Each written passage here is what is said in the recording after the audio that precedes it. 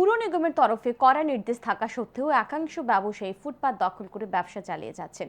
কোথাও ফুটপাতের উপরই পুরো ব্যবসা চালাচ্ছেন বলে অভিযোগ। মাঝে কিছুদিন অভিযান বন্ধ থাকার পর শুক্রবার নতুনভাবে অভিযানে নামে আগরতলা পুর নিগমের টাস্ক ফোর্স।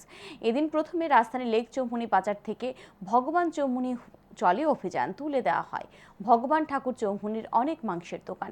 অবৈধভাবে যারা ফুটপাতে ব্যবসা করে যাচ্ছিলেন তাদের সামগ্রী উঠিয়ে নিয়ে যাওয়া হয়। এরপর কামান চৌমুহনী, পোস্ট অফিস চৌমুহনী হয়ে শকুন্তলা রোডেও চলে অভিযান। অভিযোগ, অনেক বড় বড় ব্যবসায়ী ফুটপাতে পসরা সাজিয়ে ব্যবসা করে যাচ্ছিলেন। এদিন নিগমের লোকজন এসব অনেক সামগ্রী তুলে নিয়ে যায়। সচেতন মহলের মতে আচমকা অভিযান নয়, ফুটপাত সাধারণ মানুষ চলাচলের উপযোগী করে রাখতে হলে নিগমের টাস্ক ফোর্সের অভিযানে প্রতিনিয়ত চালু রাখতে হবে।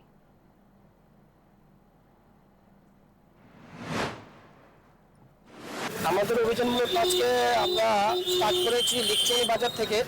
লিকচুমনি বাজার থেকে হয়ে ভগবান ঠাকুর চৌমুহনী মাংসের দোকানগুলি ওইগুলিকে উঠেছি।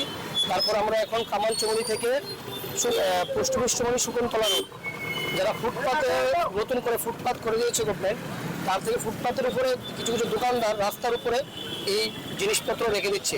এগুলি আমরা আজকে এখন যারটা পেয়েছি সবগুলি উঠিয়ে নিয়েছি আমরা।